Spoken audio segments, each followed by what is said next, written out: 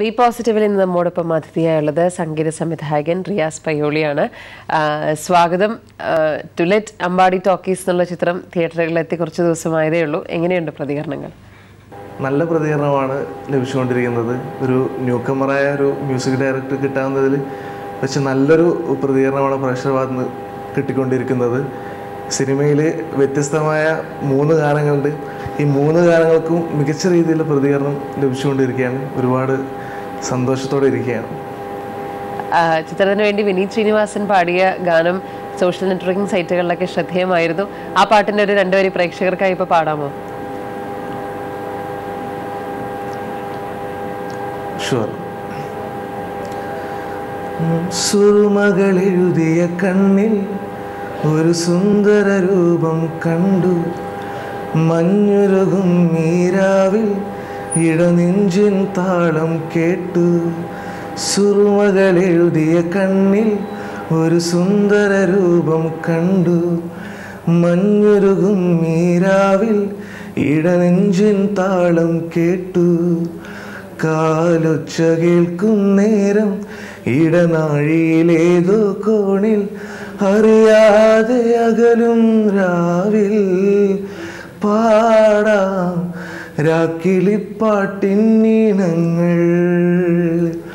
മൗലാ മൗലാ മേരേ മൗലാ മൗലാ മേരേ മൗലാ മൗലാ മേരേ മൗലാ മൗലാ മേരേ. ഈ ചിത്രത്തിലെ വർക്കിനെ കുറിച്ച് പറയുകയാണെങ്കിൽ നേരത്തെ സൂചിപ്പിച്ചതുപോലെ 3 പാട്ടുകൾ ചിത്രത്തിന് വേണ്ടി കമ്പോസ് ചെയ്തു. ഒരു സോങ്ങിന് വേണ്ടി ലിറിക്സ് എഴുതി. അത് മാത്രമല്ല ഭാര്യയുമായി ചേർന്ന് ഒരു ഗാനം ആലപിക്കുകയും കൂടി ചെയ്തു. മൊത്തത്തിൽ ഒരു പാക്കേജ് പോലെ ചെയ്ത ഒരു ചിത്രമാണ്. എങ്ങനെയായിരുന്നു ആ ചിത്രത്തിൽ വർക്ക് ചെയ്യുന്ന ഒരു എക്സ്പീരിയൻസ്? എങ്ങനെയാണ് ഈ ഒരു അവസരം തേടിയെത്തിയത്? ആക്ച്വലി ഞാനിതിൽ മ്യൂസിക് ചെയ്യാനാണ് എത്തിയത്. അപ്പം ലിറിക്സ് ചെയ്തത് ഒരു യാദൃശ്ചികമായിട്ടായിരുന്നു. കാരണം ഞാൻ ഈ ഒരു ടൈറ്റിൽ സോങ് ചെയ്ത സമയത്ത് ജസ്റ്റ് ഞാനൊരു ഡമ്മി ലിറിക്സ് വെച്ചിട്ടായിരുന്നു സോങ് കമ്പോസ് ചെയ്തത്. അപ്പം ആ ലിറിക്സ് കേട്ടതിന് ശേഷം നമ്മുടെ ഡയറക്ടർ സാർക്കും പ്രൊഡ്യൂസർ സാർക്കും ഇതിൻ്റെ ക്രൂവിനൊക്കെ മൊത്തത്തിൽ ഇഷ്ടമായി. അപ്പം അങ്ങനെ അവർ ഈ ഒരു ഞാൻ ചെയ്തൊരു ലിറിക്സ് ഫിക്സ് ചെയ്യായിരുന്നു. പിന്നെ അതേപോലെ സോങ്ങും പാടിയതും അത് യാദൃശ്ചികമാണ്. ഞാൻ ബേസിക്കലി ഒരു പാട്ടുകാരനല്ല, പക്ഷെങ്കിലും യാദൃശ്ചികമായിട്ട് പാടാൻ അവസരം കിട്ടിയായിരുന്നു. പിന്നെ അത് മാത്രമല്ല ഒരു ഹസ്ബൻഡ് വൈഫ് 2 പേരും കൂടെ ചേർന്ന് വർക്ക് ചെയ്യുമ്പോൾ ആ ഒരു അനുഭവം എങ്ങനെയായിരുന്നു? ആക്ച്വലി ഈ പാട്ട് പാടുന്ന സമയത്ത് ഞങ്ങൾ ഹസ്ബൻഡും വൈഫും എല്ലായിരുന്നു. അതിനുശേഷമാണ് അവൻ്റെ ലൈഫ് പാർട്ട്ണറായിട്ട് വന്നത്. പാടുന്ന സമയത്ത് ഞാനൊരു എന്താ പറയുക, ഞാനൊരു മ്യൂസിക് ഡയറക്ടറും അവൾ എൻ്റെ പാട്ട് പാടാവുന്നൊരു സിംഗറും മാത്രമായിരുന്നു. ഇപ്പോൾ റിജില നമ്മളുടെ ഷോയിൽ അതിഥിയായി വന്നിരുന്ന പ്രേക്ഷകർക്ക് ഒരുപക്ഷെ ഓർമ്മയുണ്ടാവുമെന്ന് തന്നെ കരുതുന്നു. ഒരുപാട് പാട്ടൊക്കെ പാടി തരികയും ചെയ്തു. ഇനി മറ്റ് വിശേഷങ്ങളിലേക്ക് പോവുകയാണെന്നുണ്ടെങ്കിൽ സംഗീതത്തിലോട്ടുള്ള ഒരു താല്പര്യം ഏത് സമയത്താണ് വന്നത്? ചെറുപ്പം മുതലേ എൻ്റെ ഫാമിലി ബേസിക്കലി ഒരു പാട്ടുകൾ ഇഷ്ടപ്പെടുന്നൊരു ഫാമിലിയാണ്. ചെറുപ്പം മുതലേ ഞാൻ ഒരുപാട് പാട്ടുകൾ കേട്ട് വന്ന ശാസ്ത്രീയമായിട്ട് പഠിച്ചിട്ടില്ലെങ്കിലും ഒരുപാട് പാട്ടുകൾ കേൾക്കുന്ന ആളായിരുന്നു. അങ്ങനെയാണ് എനിക്കൊരു പാട്ടിനോടൊരു ക്രേസ് വന്നത്. പിന്നെ ഞാൻ ഒരുപാട് പാട്ടുകൾ ചെറുപ്പം മുതലേ ചെയ്യാൻ ശ്രമിച്ചു. അങ്ങനെ ദൈവസഹായത്താൽ ഇപ്പോൾ ഒരു സിനിമയൊക്കെ ചെയ്യാനായി. അതാണ് എൻ്റെ എക്സ്പീരിയൻസ്. ഞാൻ കുറേ പാട്ടുകൾ കേട്ടുള്ള പരിചയമാണ്. കൂടുതൽ ട്രെയിൻഡ് മ്യൂസീഷ്യനല്ല ഞാൻ. എൻ്റെ എക്സ്പീരിയൻസ് എന്ന് പറഞ്ഞാൽ ഞാൻ കേട്ട പാട്ടുകൾ ഞാൻ സ്വയം ഉണ്ടാക്കി വെച്ച കുറേ കാര്യങ്ങളാണ്. ഇന്ത്യയിലെ പൊതുവെയുള്ളൊരു സംഗീത വ്യത്യസ്ത ശാഖകൾ നോക്കുകയാണെങ്കിൽ എനിക്കൊന്ന് കുറച്ച് കൂടുതൽ താല്പര്യം മാപ്പിള പാട്ടുകളോടാണെന്ന് തോന്നുന്നു. പാട്ടിലൊക്കെ അതിൻ്റെ ഒരു ഛായ കൂടുതലായിട്ട് എടുത്തു നിൽക്കുന്നുണ്ട്. അങ്ങനെയുണ്ടോ? ബേസിക്കലി ഞാനൊരു മലബാറുകാരാണ്. മലബാറിൽ തന്നെ മാപ്പിള പാട്ട് കൂടുതലായി നിറഞ്ഞു നിൽക്കുന്ന പയ്യോളി എന്നൊരു കൊച്ചു ഗ്രാമത്തിൽ വരുന്ന ഒരാളാണ്. അപ്പോൾ എന്തായാലും ഞാൻ ചെറുപ്പം മുതൽ ഒരുപാട് മാപ്പിള പാട്ടുകൾ കേട്ടിട്ടുണ്ട്. ഒരുപാട് മാപ്പിള പാട്ടുകൾ പാടാൻ ശ്രമിക്കാറുണ്ടായിരുന്നു. അപ്പോൾ എന്താ വെച്ചാൽ എൻ്റെ പാട്ടുകൾ ഈ മാപ്പിളപ്പാട്ട് ഇൻഫ്ലുവൻസ് എന്തായാലും ഉണ്ടാകും. കാരണം ഞാൻ ആർട്ടിസ്റ്റിന് എപ്പോഴും അവർ നിൽക്കുന്ന പശ്ചാത്തലം എപ്പോഴും അവരുടെ എന്താ പറയുക, അവരുടെ പാട്ടുകളിലും എല്ലാത്തിനും വരുമെന്ന് വിശ്വസിക്കുന്ന ആളാണ് ഞാൻ. അത് എൻ്റെ പാട്ടിലും ചിലപ്പോൾ കയറി വരുന്നു, അത്രയേ ഉള്ളൂ. ഒരുപാട് ആൽബം സോങ്സും ഒക്കെ വർക്ക് ചെയ്തിട്ടുണ്ട്. അപ്പൊ അതിലുമൊക്കെ ഈ ഒരു മാപ്പിളപ്പാട്ട് ശൈലിയിലുള്ള ആൽബം സോങ്സ് ആണോ കൂടുതലും ചെയ്തിരിക്കുന്നത്? ഞാൻ മാപ്പിളപ്പാട്ടും ചെയ്തിട്ടുണ്ട്, അല്ലാത്ത രീതിയിലുള്ള സോങ്സും ചെയ്തിട്ട് എല്ലാം ചെയ്തിട്ടുണ്ട്. പിന്നെ ഈ ഒരു സോങ് ഈ ഒരു സ്റ്റൈൽ വേണമെന്ന് ആവശ്യപ്പെടുന്നവർക്ക് അത് നല്ല രീതിയിൽ എനിക്ക് കൊടുക്കാൻ കഴിയുന്നു, അത്ര തന്നെ. +1 കാലഘട്ടത്തിലാന്ന് തോന്നുന്നു ആദ്യത്തെ ആൽബമിന് വേണ്ടി വർക്ക് ചെയ്യുന്നത്. അപ്പോൾ ആ ഒരു സ്കൂൾ ഡേയ്സിൽ ഒരു സംഗീത സംവിധാന രംഗത്തേക്ക് വരുമ്പോൾ ആ ഒരു അനുഭവം, അന്നത്തെ കാലത്തെ ഒരു സപ്പോർട്ടും എത്രത്തോളം എളുപ്പമായിരുന്നു സ്വന്തമായിട്ടൊരു ആൽബം ഇറക്കുന്നത്? സ്വന്തമായിട്ട് എനിക്ക് ആദ്യമായിട്ട് എനിക്ക് നല്ലൊരു നിർമ്മാതാവിനെ കിട്ടി. ഷക്കീർ എന്ന് പറഞ്ഞ എൻ്റെ 2 നല്ലൊരു നിർമ്മാതാക്കളെ കിട്ടി. അവരെനിക്ക് അവരുടെ കഴിവിനനുസരിച്ച് എനിക്ക് നല്ല പാട്ടുകാരെ കൊണ്ടു തന്നു. ജാസി ചേട്ടൻ, വിനീത്, വിധു, അഫ്സൽക്ക്. അങ്ങനെ എൻ്റെ ഫസ്റ്റ് ആൽബത്തിൽ തന്നെ കേരളത്തിൽ ആ സമയത്ത് ഏറ്റവും ടോപ്പിൽ നിൽക്കുന്ന നല്ല സിംഗേഴ്സിനെ കൊണ്ട് പാടിക്കാൻ കഴിഞ്ഞു. അത് തന്നെയാണ് എൻ്റെ ഏറ്റവും വലിയൊരു ഭാഗ്യവും ഏറ്റവും വലിയൊരു എക്സ്പീരിയൻസും എന്ന് ഞാൻ കരുതുന്നു. ദൈവത്തിനോടും ഇതിനുവേണ്ടി എന്നെ സഹായിച്ച എല്ലാവരോടും ഈ ഒരു അവസരത്തിൽ ഞാൻ എൻ്റെ ഒരു നന്ദി അറിയിക്കുകയാണ്. വീണ്ടും മാപ്പിളപ്പാട്ടിലേക്ക് തന്നെ വരാണെങ്കിൽ, ഇപ്പൊ പറഞ്ഞു പയ്യോളി എന്ന് പറഞ്ഞ ആ ഒരു പ്രദേശം മാപ്പിളപ്പാട്ടിന് വളരെയധികം ശ്രദ്ധേയമായൊരു സ്ഥലമാണ് എന്നൊക്കെ. അത് മാത്രമല്ല, കലോത്സവ വേദികളിൽ മത്സരത്തിന് 1ാം സമ്മാനമൊക്കെ കിട്ടിയിട്ടുണ്ടെന്നാണ് കരുതുന്നത്. അങ്ങനെ കേട്ടിട്ടുണ്ട്, യൂത്ത് ഫെസ്റ്റിവൽസിന് മാപ്പിളപ്പാട്ട് ഇനത്തിൽ മത്സരിച്ചിട്ടുണ്ടെന്നൊക്കെ. അപ്പോൾ ഈ ഒരു അവസരത്തിൽ പ്രേക്ഷകർക്കായി ഒരു മാപ്പിളപ്പാട്ട് പാടാൻ പറ്റുമോ? ഞാൻ ആദ്യം പറഞ്ഞൊരു പാട്ടുകാരല്ലെങ്കിലും ഞാൻ പാടാൻ ശ്രമിക്കാം. മാണിക്യമലരായ പൂവി മഹദിയാം ഖദീജ ബീവി, മക്ക എന്ന പുണ്യനാട്ടിൽ വിലസിടും നാരീ, വിലസിടും നാരീ. മാണിക്യമലരായ പൂവി മഹദിയാം ഖദീജ ബീവി, മക്ക എന്ന പുണ്യനാട്ടിൽ വിലസിടും നാരീ, വിലസിടും നാരീ.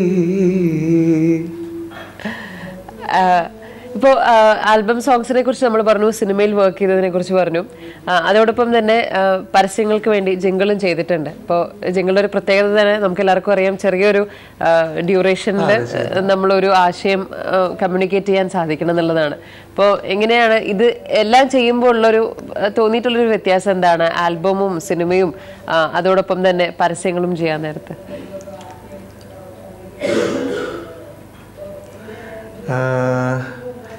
എല്ലാം ഓരോ കാറ്റഗറി, വ്യത്യസ്ത കാറ്റഗറി ആണെങ്കിലും നമ്മൾ പ്രേക്ഷകർ എങ്ങനെയൊക്കെ ഇതിലേക്ക് നമ്മളെ ഇഷ്ടപ്പെടുത്താൻ കഴിയുന്നു, അതിലാണ് നമ്മൾ വിജയം എന്ന് വിചാരിക്കുന്ന ആളാണ്. അപ്പം നമ്മൾ എന്ത് പരസ്യം ചെയ്യുകയാണെങ്കിലും ആൽബം ചെയ്യുകയാണെങ്കിലും ഇപ്പോൾ സിനിമാ ഗാനങ്ങൾ ചെയ്യുകയാണെങ്കിൽ എന്ത് ചെയ്യുകയാണെങ്കിലും പ്രേക്ഷകരെ ഇഷ്ടപ്പെടുത്താൻ കഴിയുക, അതിന് സാധിക്കുക എന്നതിലാണ് നമ്മളെ വിജയം. അപ്പം അതിനു വേണ്ടിയിട്ട് എന്താ പറയുക, മാക്സിമം ശ്രമിക്കുന്നു, പ്രേക്ഷകരുടെ മനസ്സറിയാൻ ശ്രമിക്കുന്നു, പ്രേക്ഷകനായി നിന്നുകൊണ്ട് പാട്ടുകൾ ചെയ്യാനും ജിങ്കിൾസ് ചെയ്യാനൊക്കെ ശ്രമിക്കുകയാണ്. ഒരു സംഗീതം കേട്ടാണ് സംഗീതം പഠിച്ചത് എന്ന് പറയുന്നു. ശാസ്ത്രീയമായി അങ്ങനെ ഒരു ട്രെയിനിങ് ഒന്നും കിട്ടിയിട്ടില്ല എന്നൊക്കെ പറഞ്ഞിരുന്നു. അപ്പോൾ അങ്ങനെ കേട്ടതിൽ വെച്ച് ഏറ്റവും പ്രിയപ്പെട്ട ഗാനം ഏതാണെന്ന് ചോദിക്കുകയാണെങ്കിൽ ഏതാണ് മനസ്സിലേക്ക് വരിക? പ്രിയപ്പെട്ട കമ്പോസർമാരാണ്?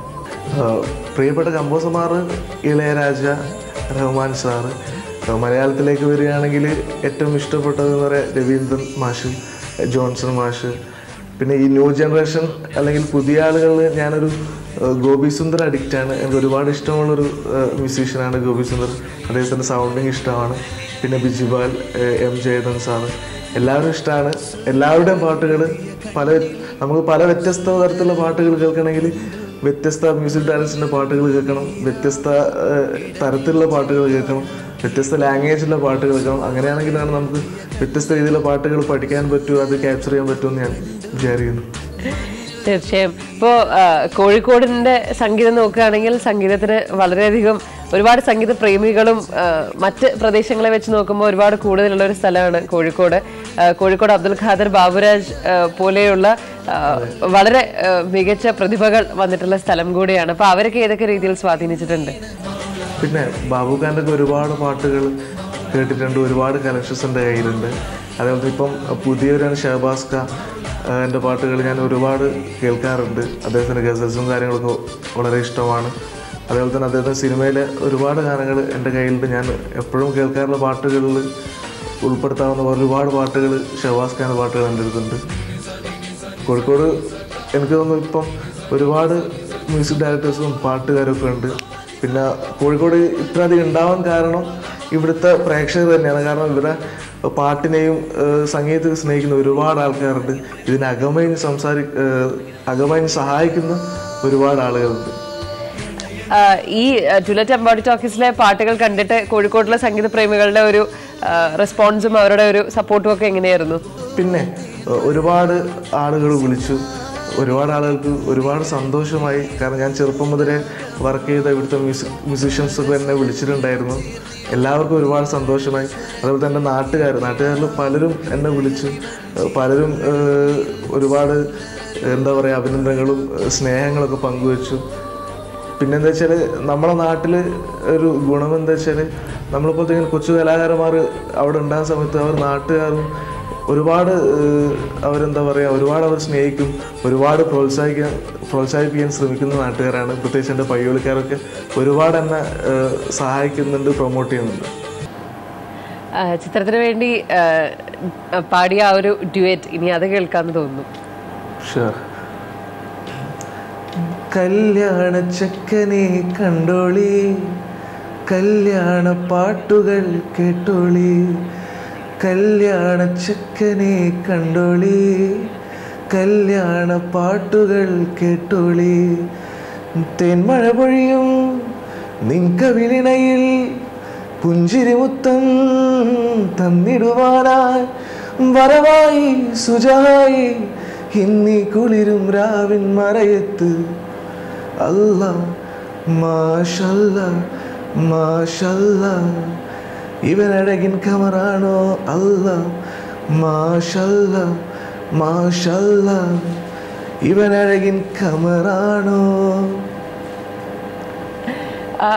ലിറിക്സും എഴുതി കമ്പോസ് ചെയ്തെന്ന് പറഞ്ഞു. അപ്പോൾ എങ്ങനെയായിരുന്നു ആ ഒരു പ്രോസസ്സ്? എങ്ങനെയായിരുന്നു? ആദ്യം ലിറിക്സ് ആണോ എഴുതിയത്, അതോ ആദ്യം സംഗീതം ചെയ്തിട്ട് അതിനനുസരിച്ച് വരികൾ തയ്യാറാക്കുകയായിരുന്നു? ഞാൻ ആക്ച്വലി ആദ്യം മ്യൂസിക് ചെയ്തായിരുന്നു. അപ്പോൾ ഞാൻ ഫസ്റ്റ് ടൈം ഫിലിമിലേക്ക് വേണ്ടി ഫസ്റ്റ് സോങ് ആയിരുന്നു അത്. അപ്പം നമ്മൾ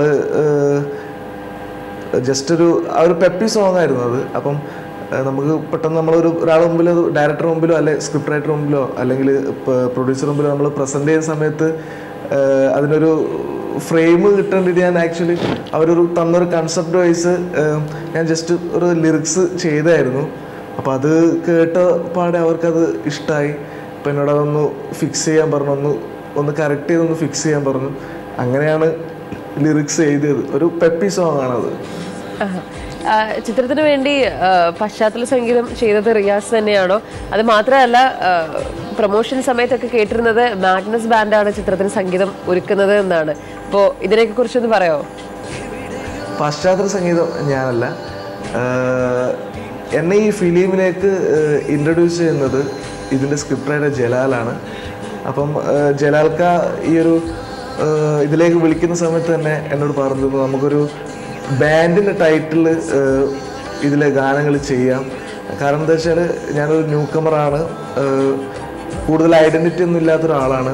അപ്പം ആളുകൾക്ക് ഒരു ക്യൂരിയോസിറ്റി വരുത്താൻ വേണ്ടിയിട്ട് നമുക്കൊരു ബാൻഡിൻ്റെ ടൈറ്റിൽ ചെയ്യാം.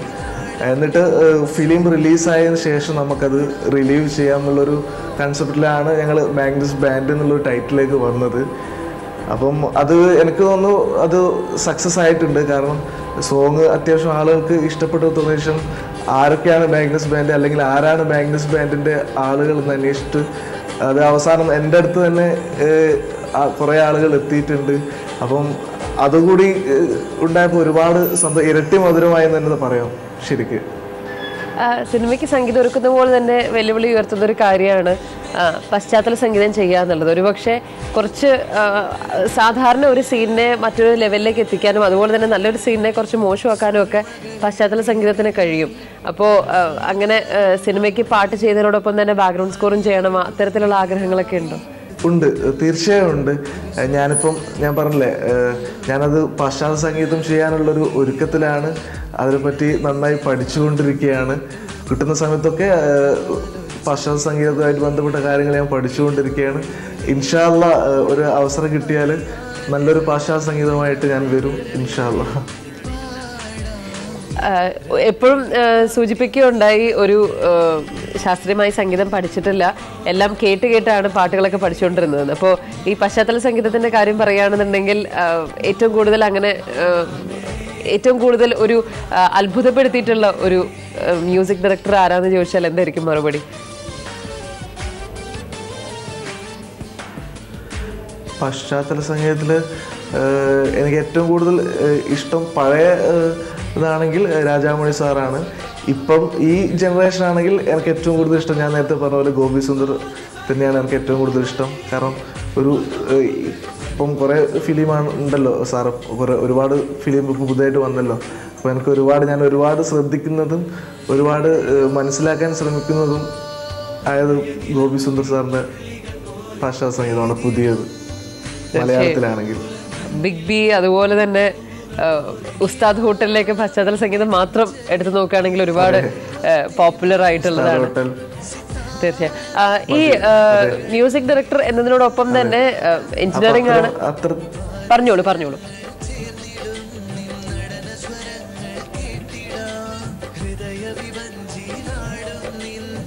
അല്ല, ഉസ്താദ് ഹോട്ടലിൽ ഒരുപാട് എന്താ പറയുക, സിനിമക്കപ്പുറം പാശ്ചാത്തല സംഗീതം കൂടി വളരെ ഹിറ്റായൊരു, സാധാരണ ഒരു സിനിമയിൽ സോങ്സാണ് ഹിറ്റാകുന്നത്, അല്ല സിനിമയാണ് ഹിറ്റാകുന്നത്. പാശ്ചാത്യ സംഗീതം ഹിറ്റാകുന്നത് വളരെ റെയറാണ്. അപ്പം എനിക്ക് തോന്നുന്നു ബിഗ് ബി, ഉസ്താദ് ഹോട്ടലൊക്കെ സിനിമയോടൊപ്പം പാശ്ചാത്തല സംഗീതം കൂടി ഹിറ്റാകുന്നൊരു കൺസെപ്റ്റിലേക്ക് വന്നിട്ടുണ്ട്. അതെ. ഇനി സംഗീത സംവിധായകൻ എന്ന നിലയിൽ പ്രവർത്തിക്കുന്നതിനോടൊപ്പം തന്നെ എഞ്ചിനീയറിംഗ് ഒക്കെ കഴിഞ്ഞ് ആ രീതിയിലുള്ള വർക്കൊക്കെ പോകുന്നുണ്ട്. അപ്പോൾ എങ്ങനെയാണ് ജോലിയും ഈ മ്യൂസിക്കും കൂടെ കൊണ്ടുപോകുന്നത് എങ്ങനെയാണ്? കാര്യം ഒരുപാട് സമയം നമ്മൾ ചിലവഴിക്കേണ്ട ഒരു മേഖലയാണ് മ്യൂസിക് ഫീൽഡിൽ നിൽക്കാൻ നേരത്ത്, ഒരുപാട് പഠിക്കാനും ഒക്കെ ഉണ്ട്. അപ്പോൾ ആ ഒരു സമയത്ത് ജോലിയും ഇതെങ്ങനെ എല്ലാം കൂടെ കൊണ്ടുപോകുന്നു? ഞാൻ രണ്ടും പാരലായിട്ട് കൊണ്ടുപോകാൻ ശ്രമിച്ചുകൊണ്ടിരിക്കുകയാണ്. ഇപ്പം ഞാൻ ഇവിടെ കാലിക്കറ്റ് തന്നെ കാരിനോ എന്ന് പറഞ്ഞ കമ്പനിയിൽ ഇപ്പോൾ വർക്ക് ചെയ്യുകയാണ്. ഡോക്ടർ മെഹബൂബ് സാറ് MD ആയിട്ടുള്ളൊരു കമ്പനിയാണ്. ഒരുപാട് എഡ്യൂക്കേഷണൽ ഇൻസ്റ്റിറ്റ്യൂഷൻസും അതേപോലെ ഒരുപാട് കൺസ്ട്രക്ഷൻ വർക്കൊക്കെ ഉള്ളൊരു കമ്പനിയാണ്. ഓൾ ഓവർ ഇന്ത്യ GCC ഒക്കെ ഒരുപാട് പ്രൊജക്ട്സ് ചെയ്യുന്ന കമ്പനിയാണ്. അപ്പോൾ ആ കമ്പനിയിൽ ഞാൻ ഇപ്പോൾ വർക്ക് ചെയ്യാണ് ആസ് എൻ എഞ്ചിനീയറായിട്ട്. ഏതൊക്കെയാണ് ഇനി പുതിയ വർക്ക്സ് വരാനിരിക്കുന്നത്? പുതിയത് ഒരു ഫിലിം വരാനിരിക്കുന്നു. ഞാൻ വർക്കുകളൊക്കെ ചെയ്തു തുടങ്ങി. പക്ഷേ ഞാൻ അതിൻ്റെ പേരും ഡീറ്റെയിൽസൊന്നും ഇപ്പം പറയാൻ ആഗ്രഹിക്കുന്നില്ല. പിന്നെ അതേപോലെ തന്നെ ഞാനൊരു നല്ലൊരു ആൽബത്തിൻ്റെ പണിപ്പുരയിലാണ്. കുറച്ച് സൂഫി മ്യൂസിക്കൊക്കെ മിക്സ് ചെയ്തിട്ടുള്ളൊരു ആൽബത്തിൻ്റെ പണിപ്പുരയിലാണ്. ഇൻഷാ അല്ലാ പെട്ടെന്ന് തന്നെ ഉണ്ടാവുമെന്ന് വിചാരിക്കുന്നു. ആ ആൽബത്തിൽ റിജിലയുടെ ശബ്ദവും കേൾക്കാൻ കഴിയും? തീർച്ചയായും. റിജിയാക്ക് ആപ്റ്റായ പാട്ടുകൾ വരികയാണെങ്കിൽ നിർബന്ധമായിട്ടും റിജിയാൻ്റെ പാട്ടുകൾ ഉണ്ടാവും. ഏത് രീതിയിലുള്ള സപ്പോർട്ടാണ് നൽകുന്നത് ഒരു ഗായിക എന്ന നിലയിൽ, അല്ലെങ്കിൽ സംഗീതം അറിയാവുന്ന ഒരാളെന്ന നിലയിൽ വിമർശിക്കാറൊക്കെ ഉണ്ടോ വർക്കിന്? തീർച്ചയായും. ഇപ്പം എൻ്റെ പ്രധാന വിമർശകയും പ്രധാന സപ്പോർട്ടറൊക്കെ റിജിയാണ്. കാരണം ഞാൻ ഒരു ട്രെയിൻഡ് അല്ല, പക്ഷെങ്കിൽ റിജിയ നല്ല ട്രെയിൻ മ്യൂസീഷ്യനാണ്. അപ്പം എനിക്കുണ്ടാകുന്ന ഫാൾട്ടുകളും എന്നെക്കൊണ്ട് കഴിയാൻ പറ്റുന്ന നല്ല കാര്യങ്ങളൊക്കെ വളരെ കൃത്യമായിട്ട് ചൂണ്ടിക്കാണിച്ചു തരുന്നുണ്ട് അവൾ. പിന്നെ ഒരുപാട് ഹെൽപ്പ് ചെയ്യുന്നുണ്ട്. ഇപ്പം ഞാനിപ്പോൾ ഒരു ട്യൂൺ കമ്പോസ് ചെയ്താലും എനിക്ക് അത്യാവശ്യം വീട്ടിൽ നിന്ന് തന്നെ ട്രാക്കുകൾ പഠിപ്പിക്കാനും അങ്ങനെ കുറേ രീതിയിലുള്ള ഉപകാരങ്ങൾ ഗായിക ആയതുകൊണ്ടും അവർക്ക് ചെയ്യാനെ കൊണ്ട് ലഭിക്കുന്നുണ്ട് ഒരുപാട് നല്ല രീതിയിൽ. ഒരു ഗായിക എന്ന നിലയിൽ റിജിയുടെ ഏറ്റവും വലിയൊരു പ്ലസ് പോയിന്റ് എന്താണ്?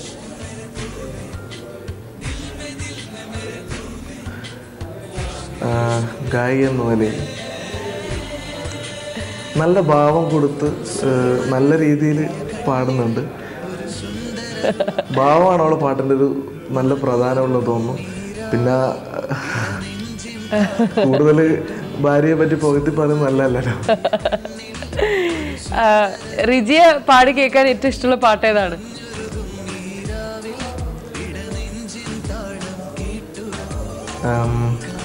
ഇപ്പം ഈ ടുലറ്റ് അമ്പാടി ടാക്കീസിലെ പാട്ട് ഒരുപാട് ഇഷ്ടമാണ്.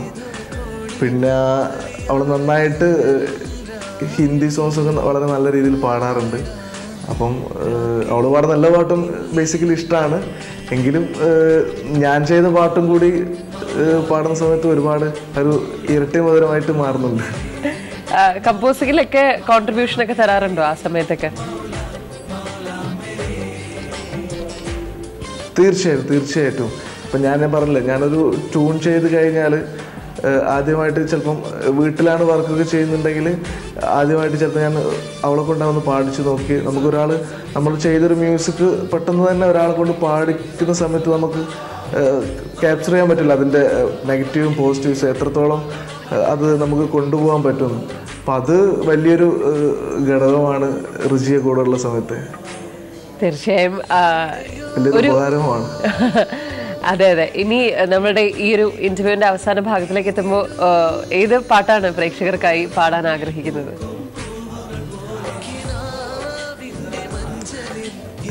വീണ്ടും ഞാനൊരു തമിഴ് പാട്ട് പാടാം.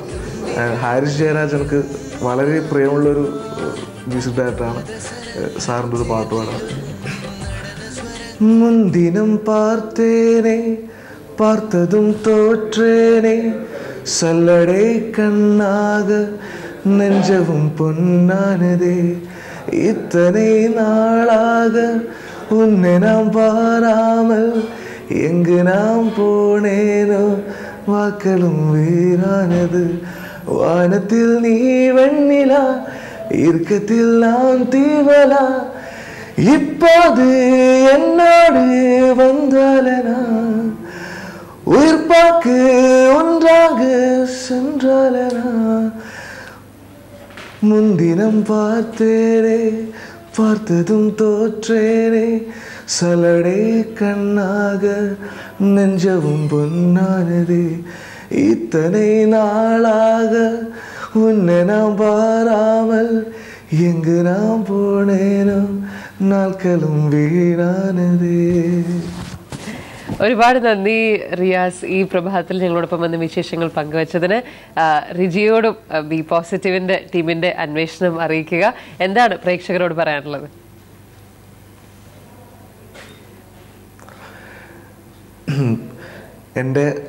ഞങ്ങൾ കൊച്ചു കലാകാരനാണ്, വളർന്നു വരുന്നതേ ഉള്ളൂ. അപ്പം എന്താ പറയുക, ഞങ്ങളുടെ സിനിമ ടുലറ്റ് അമ്പാടി ടാക്കീസ് ഇപ്പം വളരെ നല്ല രീതിയിൽ തിയേറ്ററിൽ ഓടുന്നുണ്ട്. കാണാത്തവരൊക്കെ പോയി കാണണം. നമ്മുടെ കൊച്ചു സിനിമയാണ്. ഫാമിലിയോടൊപ്പം മതിമറന്ന് മനസ്സ് തുറന്ന് ചിരിക്കാൻ പറ്റിയൊരു സിനിമയാണ് അമ്പാടി ടാക്കീസ്. അപ്പം സിനിമ കാണണം, ഇതിലെ പാട്ടുകൾ ഹിറ്റാകണം. അപ്കമിങ് പ്രൊജക്ട്സൊക്കെ നല്ല രീതിയിൽ ഈ സിനിമയ്ക്കും പാട്ടിന് തന്ന സ്നേഹം വരുന്ന വർക്കിനും ഉണ്ടാവണമെന്ന് പറയുകയാണ്. അതേപോലെ ആത്മാർത്ഥമായിട്ട് പ്രാർത്ഥിക്കണം, സപ്പോർട്ട് ചെയ്യണം. തീർച്ചയായും ഒരുപാട് നന്ദി. അതോടൊപ്പം എല്ലാവിധ ആശംസകളും.